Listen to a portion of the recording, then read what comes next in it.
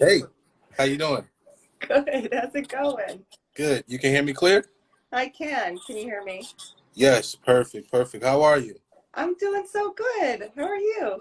Good, good. Thanks for taking the time. Thank you. Of course. I'm so happy to be here. Yes. Where So are let's you in jump. the world? You said, where am I? Yeah.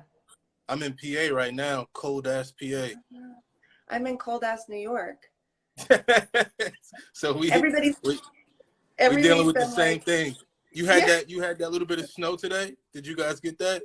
a little bit of snow. Yeah. Everybody's been like, I was in Los Angeles and I came here from Los Angeles and everybody's been talking about how warm it's been today. And I'm just like, I don't know what you're talking about.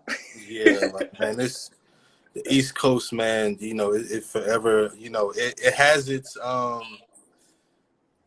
its moments, but during the winter, I could definitely do without all Yeah. the snow and the up and down. 1 minute is 50 degrees, next minute is below zero, all of Come out west. that. I definitely have some questions for you because I did my homework on you, and I'm real intrigued about the title, the title that you have as a creative movement specialist. So I Yeah. want to know, first of all, exactly what that is to you, and how'd you get into that field? Yeah. Well, I made it up. I made it up. Hey, that's the best. Hey, that's I the didn't know what best. to That's the call best myself, kind. so I made Create it your up. own lane.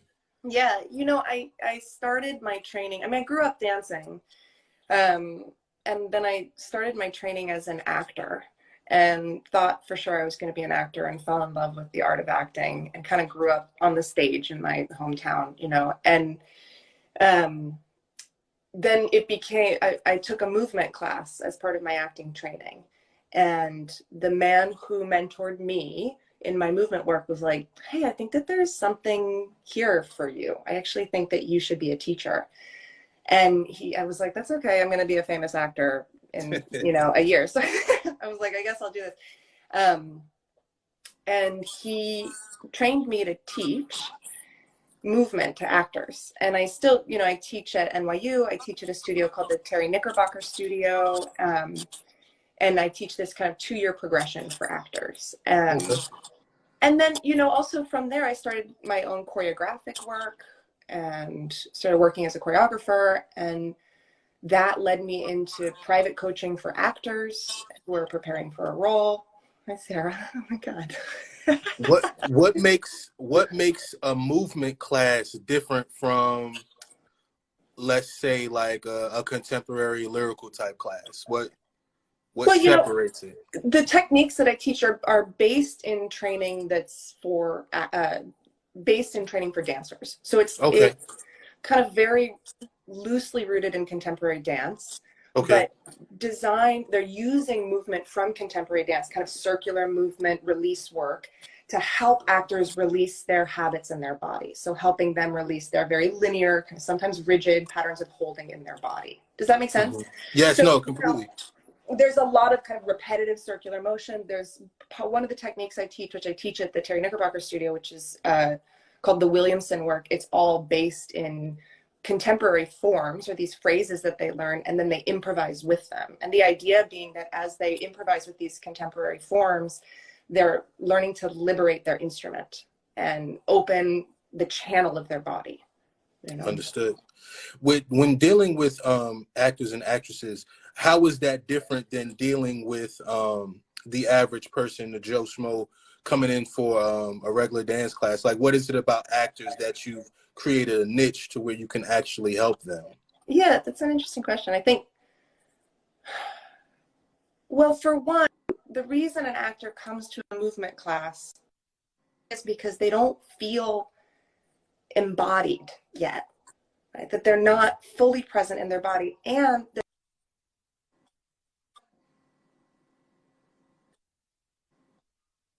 for their body to process this particularly emotional demands of acting, right? So that an actor has to live through, if I'm playing Hamlet, I have to live through this circumstance of, my dad being dead and being killed by my uncle, and my mom marrying my uncle at the beginning of the play. And the average Joe Schmo off the street that's a lot for your body to process and to be Yes. open and released and available on stage in front of a world of people. It's a tall order. And our bodies, when confronted with intense emotional lives, the impulse is to zip up or collapse or shut down, you know? And so the agenda for actors, or the purpose for actors, is so often to unzip and to figure out how to open up. And it's fun working with actors because they want it, you know? Mm-hmm. I worked for a while, actually might even be some of them here, but I worked for a while with designers, with fashion designers. And it's one of my favorite classes to teach, and getting them comfortable standing up and talking to people, but also getting them comfortable, or getting them to conceive of performance kind of outside of the box. Mm-hmm. And it was so different than working with actors because they didn't yet have the appetite for the emotional component of it, you know, that they weren't exactly looking for the emotion of it. I understand. What have you come to understand within yourself mentally to help all these different people break out of, because it sounds like there's blockages that they have. Yeah. And Right. and you're helping them break through those blockages. What have you understood within yourself till you get to that point to where you can help them with that? Oh. Like, how do you know where they are in their specific journey when you first meet them, and then how do you get them through to the end? Oh, yeah. Well, there's probably two parts of that. One is like my own experience of arriving in my body, you know, and the path for me of, like, you know, living through loss and trauma in my younger age, in my childhood. And it was actually movement training that kind of brought me back online to my body. And so I experienced it myself, like through movement, because I had experienced life events for me that had unplugged me from my body and kind of dissociated me. So the process of moving my body brought me back to life, you know? So I guess, I don't know if this is really answering your question, but that was the journey I had to go through in order Yes. to be able to hold space, which is maybe a term that we overuse, but to hold space for people to do the same, you know, and to know that there is a way of being in your body that is free and vital and present, you know. No, I completely understand, and you did answer the question. I know exactly what you're doing, which leads me to my next question. How do you let go, and how do you release what they're giving you? Yeah. How? Oh, my by myself. Yeah, because once you're taking on, Yeah, once yeah. they release to you, like they're giving you their baggage. How do you let all of that go and get back into, your sensei mode, to where you can keep helping and keep giving? That's such a good. It took me a long time to figure it out. I had I used, when I would teach, really long days, and it was a lot of emotion, right? It would be a lot of, like, you're right, just like receiving people's stuff. And for a long time, I would get home after my long day of work, and my girlfriend would be at home, and I had a whisper rule. I was like, in the first 30 minutes that I'm home, we're just gonna whisper, because there was so much. I play a lot of loud music, and I was overstimulated, you know? Mm-hmm. And so for me, it's like taking quiet time to myself, developing boundaries with students, like learning. It took me a long time to figure out, like, to close the office door, you know, and be like, I Mm-hmm. can't talk right now, and to kind of contain it. And Mm-hmm. then, I had an acting teacher once that was like, you have to have healthy defenses, not like going home and drinking a bottle of wine, but some healthy way, like rearrange your furniture. Or for me, it's like I take a tub, or I take a nap, or watching really good things so you can fill back up, or spending time with friends and people that can make you laugh, you know? Tanaya's going to implement a whisper only rule.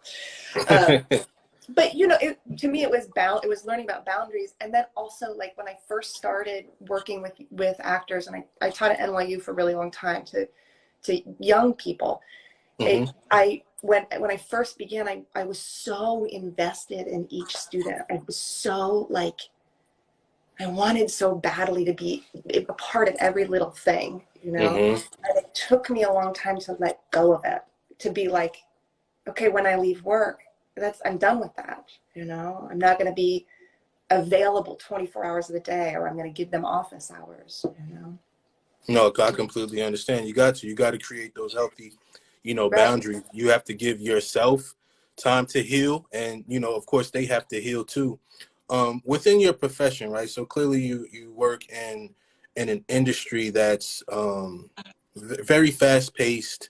It's always ups and downs and things like that. So I'm not going to say coming off of the pandemic, because clearly it seems like we're still in it. Mm-hmm. How did you balance and handle that, within your profession? Because everybody, dealt with it differently. How did you deal with that mentally, physically, and spiritually? Mm.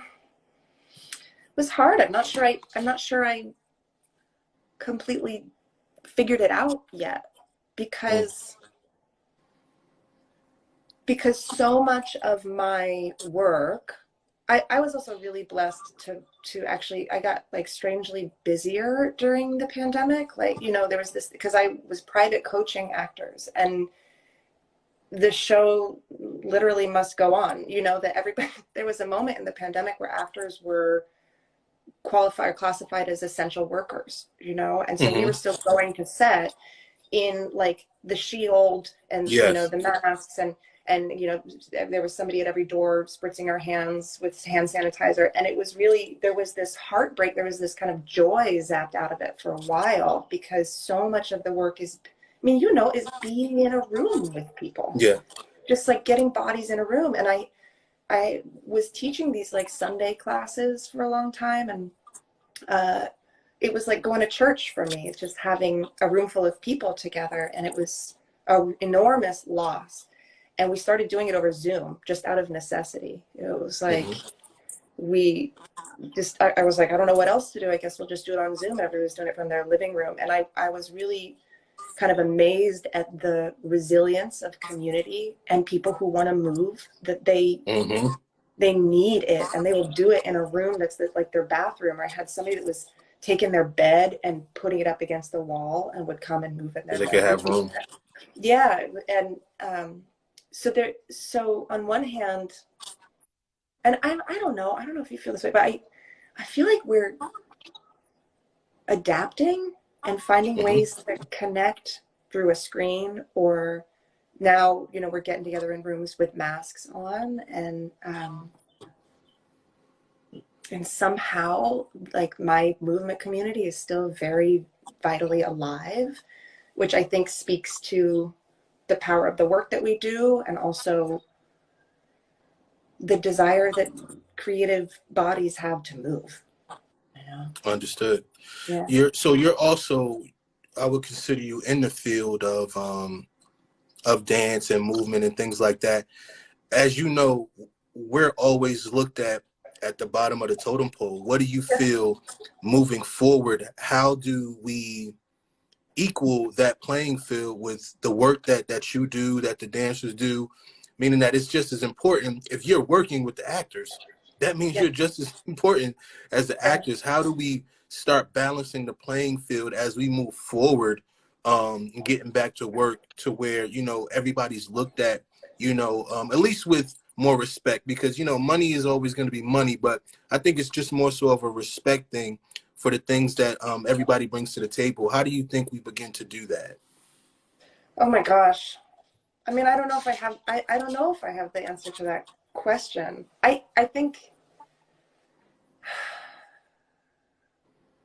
it's so true that there is that the world of dance and the world of training the body is almost last in line, you Hmm. know, When it should be first. when it should be first. And I think that we actually live in a culture that is becoming increasingly disembodied. Like, if you think about like Amazon, you don't even have to use your body to go to the store anymore. Like, Hmm. you don't even, your body doesn't even exist. You just press a button and a thing comes. I do think that there's something that has to happen. And I've seen a lot of, through the pandemic, a lot of really creative, like there was, I think it's called Jacob Jonas. Maybe somebody here knows it. In Los Angeles, they had a performance during like peak COVID in a parking lot in Los Angeles. And they had everybody come in their cars and use their headlights to light the show. And I think that it's going to require some real creative thinking. I know, you know, the theater industry in New York is going through the same thing, because to go someplace and watch something with a bunch of bodies in the room just isn't really our reality anymore. So I'm really interested personally in increasing visibility of movement work through film and television. And, you know, I've always myself been interested in how to create a movement film. How can we translate dance to film so that we can broaden the audience, so that we can increase visibility, because visibility is such an enormous part of, you know, getting what we deserve. Understood. Are you working on any current projects right now that you could talk about? I will say I just wrapped a few really special projects with some actors. I worked with Sarah Paulson on Impeachment. She was playing Linda Tripp. I worked with her on her physicality, and she played Mamie Eisenhower in American Horror Story. And then I worked with this amazing actress, Emmy Rossum, on this show, Angeline. And the physical work that she's doing on that is really remarkable. And so Angeline will be coming out in the spring, and you can watch Impeachment and Horror Story right now. Really excellent work. Understood. Do they recognize the difference after your training with them? Yes. Oh my gosh. Yes. I mean, do the actors? Yes. I mean, those two women especially, I don't know if they're still here, but they have been like absolute guiding angels for me. And I think this is kind of speaks to your previous question, that it's so amazing when I work with actors of all levels, when they have this moment of like, oh my gosh, I never thought to even approach acting this way through the body. It never occurred to me to lead body first.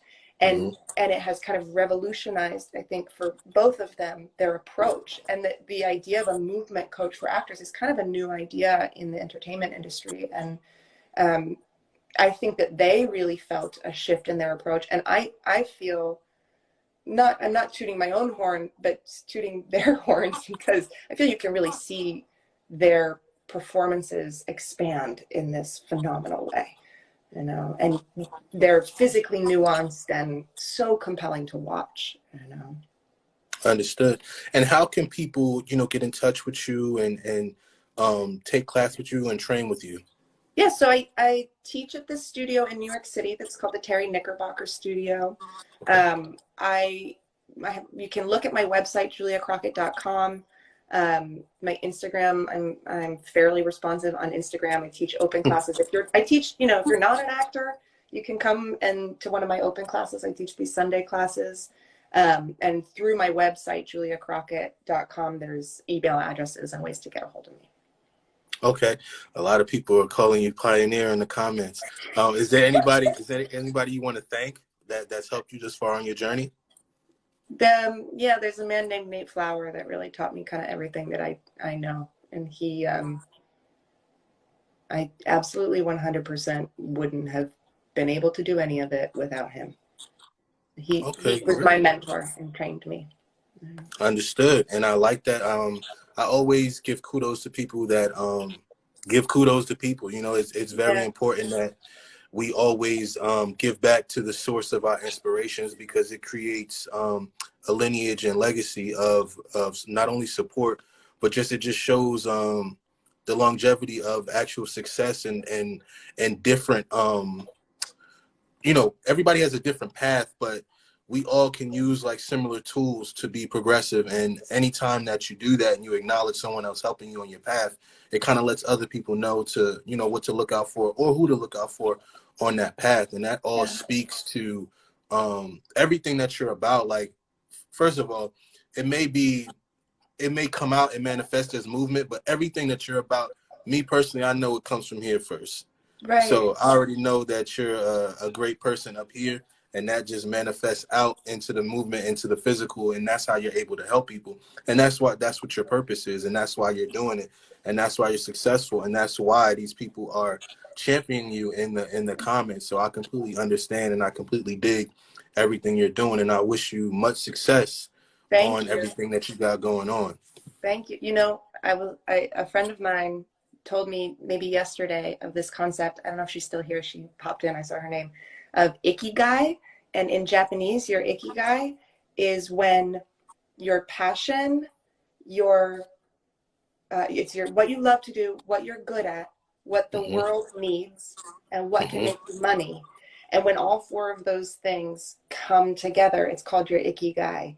And I just feel like it's such a gift to know what that is, to have Yes. found that, you know, Yes. and to have people in my life that have guided me to that, you know, and that I can maybe then help guide people to theirs is the big goal, you know. Yes. Most that's all you can do, you know, at this point with everything going on. You know, that's the safest thing you can do. Like you said earlier, creating the safe boundaries for yourself, and then helping people that want to be helped. So you found your way to do that, and I think that that's super dope. And I appreciate you taking the time with me and letting me into your brain. Thank you. This has been so lovely. Most definitely. So thank you, and we'll link up again. You know, this is just the Yes, first conversation of many. You know, you're gonna yes. keep going. We're gonna keep going, and whenever you need me to highlight the great things that you're doing again, you know, we'll do that. Oh, well, thank you so much. It's been so Thank fun. you. Yeah, have a good one. Stay You warm too. out Later, there. guys. Huh? Yeah, Stay right. warm. Okay, see you later. Later. Bye, everybody. Thanks, guys, for tuning in.